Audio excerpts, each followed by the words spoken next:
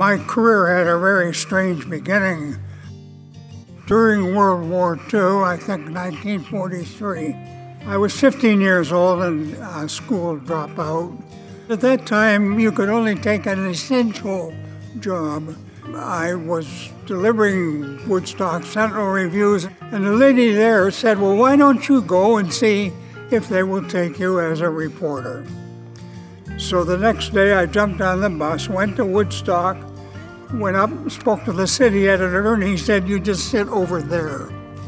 And that's how I fell into journalism, which was my career for 49 years. The thing I like about journalism is the association with so many different kinds of people. I've covered strikes and picket lines and union meetings, but I also, on one occasion, had a nice chat with Queen Elizabeth and Prince Philip, had dinner one night with Richard Nixon.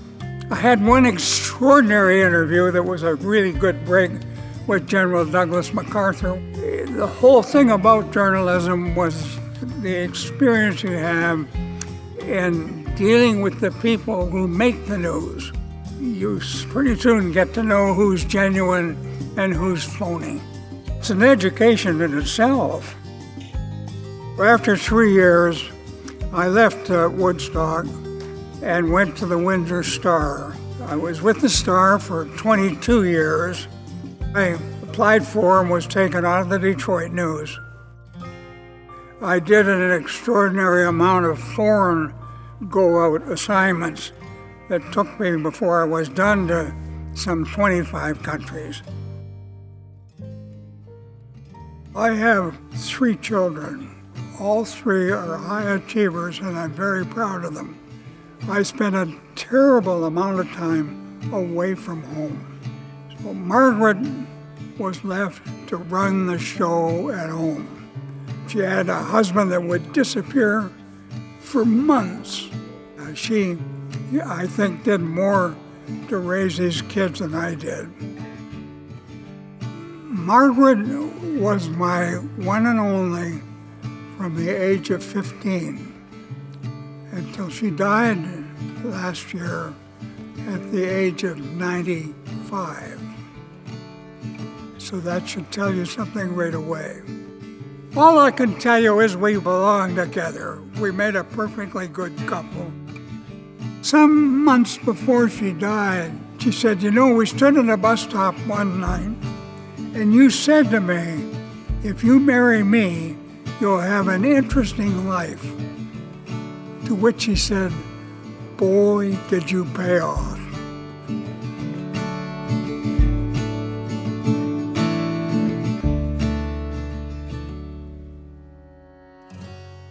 I really believe in giving back something to the community. I'm pretty serious about that.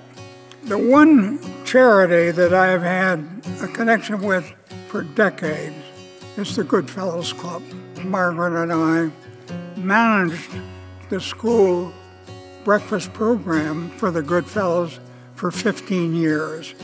And that touched the lives every school day of 1,000 children. So that was a very big thing with me. The community's been very good to me, and I think it's necessary to give something back to the community. I think what you have to do is look around you and see opportunities where people with desperate needs need help. I've had a pretty good run. I started out as a reporter when I was 15 years of age. When I ended, I was on the policy board of the 3rd largest paper in the United States. That's a very long trip. If you want to go someplace, you gotta be where you want to go and do what you have to do to get there. You gotta push. And that doesn't change. I've been very fortunate to have a very interesting life. On the 27th of this month, I'll be 94. Who else at the age of 94 is able to do what I'm doing? You know, I'm very fortunate.